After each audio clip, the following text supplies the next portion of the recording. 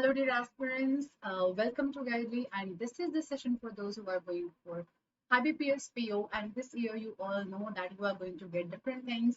This year, there's no essay and letter. This year, it is essay and comprehension. So, like at the moment when exam is so close, and you must be absolutely ready for this.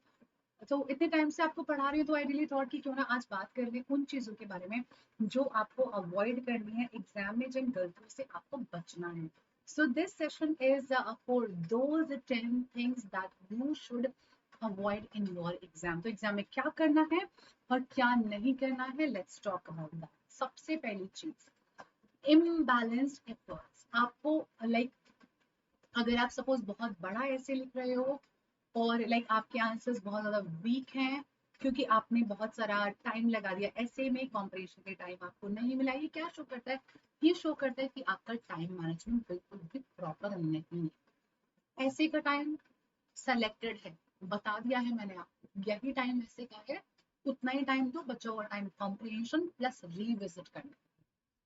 अगर incomplete paper रह गया तो क्या निशानी है कि poor time management. आपको starting से बोला है टाइमली प्रैक्टिस करो, अलार्म लगाओ कि मुझे इतनी ही देर में ऐसे कंप्लीट करना है, I don't have any other choice, मुझे इतने ही टाइम में इस काम को अच्छे से करना है. No time to review, again poor time management. अगर आपने ज्यादा टाइम ऐसे या ज्यादा टाइम अपने कॉम्प्रिहेंशन को दिया तो इससे क्या पता चलता है कि आपका टाइम मैनेजमेंट प्रॉपर नहीं है. 15 मिनट ऐसे के लिए है, 10 मिनट कॉम्प्रिहेंशन के लिए है, 5 मिनट है फाइनल रिव्यू करने के लिए. अगर आप इस फॉर्मेट में चले तो आपको कोई भी प्रॉब्लम नहीं. अगर आपने इंट्रोडक्शन, बॉडी पैराग्राफ, कंक्लूजन नहीं लिखा, अपने कॉम्प्रिहेंशन के आंसर्स को जैसे पैसेज में था एज इट इज लिख दिया, इट शोज आपकी राइटिंग में स्ट्रक्चर की बहुत कमी है. आपके स्ट्रक्चर दिखाते हैं, आपका सेंटेंस स्ट्रक्चर दिखाता है आपके थॉट्स, आपकी क्लैरिटी कितनी है थॉट्स को लेके. तो clear structure makes your argument appear stronger and more परsuasive. ये गोल्डन ट्रायो है, इसे ध्यान रख लीजिए. पहले इंट्रोडक्शन आएगा, फिर बॉडी एंड सबसे बाद में कंक्लूजन. इंट्रोडक्शन 2 से 3 लाइन, 2 बॉडी पैराग्राफ एटलीस्ट, अगर ज्यादा वर्ड लिमिट है तो 3. और आपको पहले अपना टॉपिक की जो मेन लाइन है प्लस एग्जाम्पल देने बहुत जरूरी है, एंड देन 2 से 3 लाइन का आपका conclusion. Disregarding the word limit. See, अगर 250 वर्ड्स की लिमिट आपको मिली है और आप 150 पे अपना ऐसे बंद कर देते हो या आप 450 वर्ड लिख कर आ रहे हो, इससे आपको कोई फायदा नहीं है, नंबर कटेंगे for sure.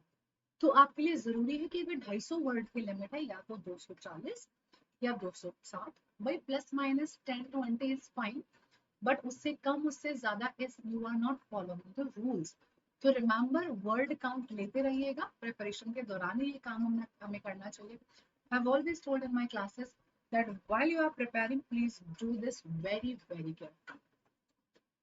Straying off topic, अगर आप टॉपिक के irrelevant जा रहे हो, that is obviously wrong. ये नहीं है कि बहुत जल्दी जल्दी कर लेते हैं, truly this is the fastest way to get a very low score. बस लिखना है, नहीं ऐसा नहीं है. ये तो यहाँ पर तो 99% AI इवैल्यूएशन होने वाला है. इवैल्यूएटर को कितना टाइम लगेगा ये देखने में कि आपने कितना कुछ भी कबाड़ा लिखा है, right? So don't do that. Before writing please take some time, gather your thoughts, do some structure work and then start writing. Okay? Frequent grammatical and spelling errors. Ma'am मैं तो 60 वर्ड पर मिनट लिख लेती हूँ, right? तो क्या तो but मुझे बार बार बाद में बैक स्पेस करना पड़ता है, मुझे डिलीट करना पड़ता है, तो कोई पॉइंट नहीं है. इतनी ज्यादा फास्ट राइटिंग का कोई पॉइंट नहीं है अगर आपकी राइटिंग में बहुत सारी मिस्टेक्स हैं. तो बेटर थिंग इज, आप भले ही आप 30-35 वर्ड पर मिनट लिख पा रहे हैं, बट आप लिख रहे हैं जब भी आप उसे बिल्कुल ही प्रॉपर लिख रहे हैं, वो ज्यादा जरूरी है. रादर कि आप बहुत ज्यादा तेज लिख रहे हैं बट आप क्या कर रहे हैं, आप तेजी लिखने के चक्कर में बहुत ज्यादा गलत कर दे रहे हो, तो वो नहीं करना है आपको. ठीक है? Remember, proofread. Always use the last 2 से 3 minute to read what you have. Very important. Daily editorials पढ़ने को मैंने पहले बोला था, अभी लास्ट मोमेंट पे नहीं बोल रही हूँ, बट यस प्लीज इसको अपनी हैबिट बना लो.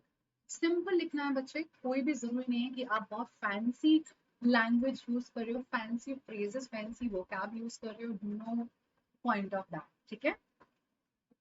Ignoring typing speed, as I said, like 60-70 word minute की जरूरत नहीं है, बट 35 से 40 वर्ड पर मिनट बहुत जरूरी हो जाएगा। आपका टारगेट होना चाहिए 35 से ऊपर की वर्ड लिमिट, वर्ड पर मिनट आप कर रहे हो, तो अगर आपने 40 के हिसाब से भी लिख दिया तो आपकी राइटिंग पूरी कंप्लीट होगी, और अगर आप रेलेवेंट लिखोगे तो आपको अच्छे नंबर जरूर मिलेंगे। तो डेली प्रैक्टिस करनी चाहिए, as I told you always. Using vague and generic points, ऐसे स्टेटमेंट्स जो सुपरफिशियल अंडरस्टैंडिंग हो। इवेल्युएटर हमेशा डेप्थ और एनालिटिकल स्किल की ओर जरूर देखेगा, तो ध्यान रखो आप कुछ भी ऐसा मत लिखो जो कुछ क्लैरिटी ना दे। जैसे कि UPI has grown a lot, a lot का मतलब क्या है, मतलब क्या समझ में आएगा मुझे, कहाँ ग्रो कर दिया, जंगलों में जाके यूपीआई ग्रो हो गया है क्या, नहीं ना। तो UPI has seen phenomenal growth, processing over 10 billion transactions in a single month.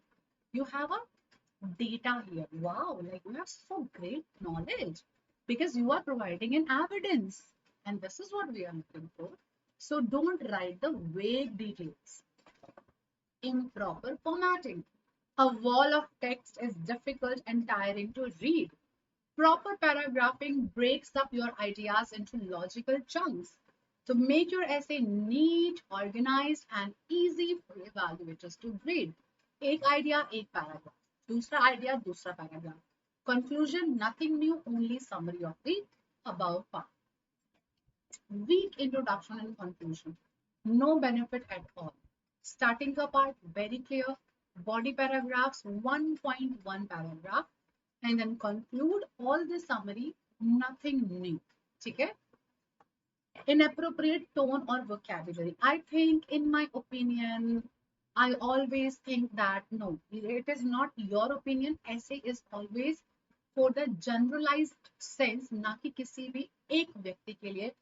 Personal pronouns का यूज करने का यहाँ पर कोई सेंस नहीं है बेटा।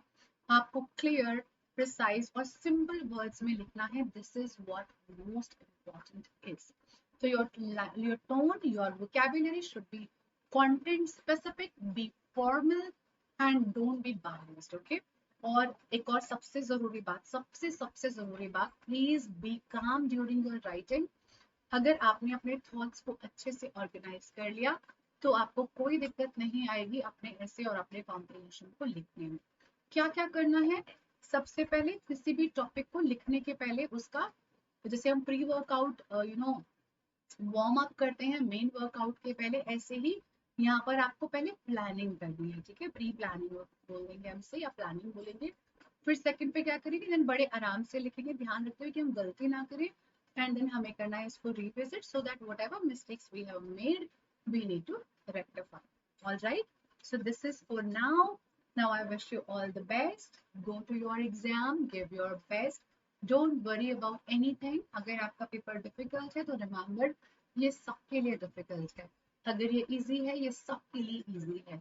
So you are not the only one going there. It is, yeah, like many of you said, ma'am, why comprehension this year? Like everybody was so happy that the essay was there, letter was there. So the same thing I say, it is same for all. If it is difficult for you, it must be difficult for everyone. What is your stand? What should you do here?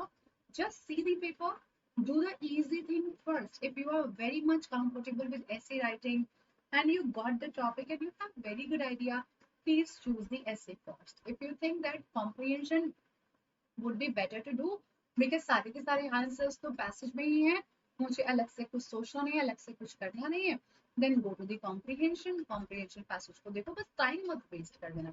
बहुत सारा passage read करने में अपना बेटा वहां पे time मत लगा देना। एग्जाम को पूरा करके आना इज बहुत जरूरी। ये नहीं करना कि एक ही क्वेश्चन पे बहुत सारा टाइम लगा दिया, बहुत अच्छे से लिख दिया, दूसरा छोड़ दिया, कोई फायदा नहीं है इस बात का। अच्छा लिखिए, सबके बारे में लिखिए। और हाँ, पेपर एंड करने के पहले प्लीज एक फाइनल रिव्यू जरूर करना है। किन किन बातों का, स्पेलिंग मिस्टेक तो नहीं हुई, कोई क्वेश्चन तो नहीं छूटा, क्या मैंने कहीं पर भी कोई भी लाइक इम्प्रॉपर टोन या वर्ड का यूज तो नहीं किया। बचे हुए टाइम में करेक्ट मिस्टेक्स को करेक्ट करिए। कभी भी पूरा पैराग्राफ को डिलीट करके रीराइट करने का मत सोचना। आप कंफ्यूजन में आ जाओगे, टेंशन में आ जाओगे, और जब पैनिक होता है तो कोई काम ढंग से नहीं होता। ठीक है, so again, I wish you all the best, everyone. I know you will do great. So my all good wishes and prayers are with you. Take care, everyone.